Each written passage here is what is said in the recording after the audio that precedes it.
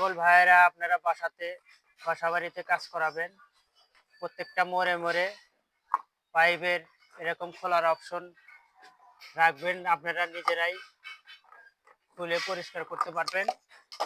তাই ওটা উঠা দাও।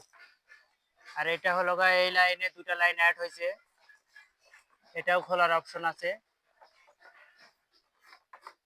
ডোরটি সাইড ডোরটি, এটা সাইড ডোর ব্যান। তাহলে এই পাশে এটা খোলার অপশন থাকলো। এখন ওই পাশে দেখো, এটাও খোলার অপশন। এই দিক থেকে এদিকে এটা খোলার অপশন।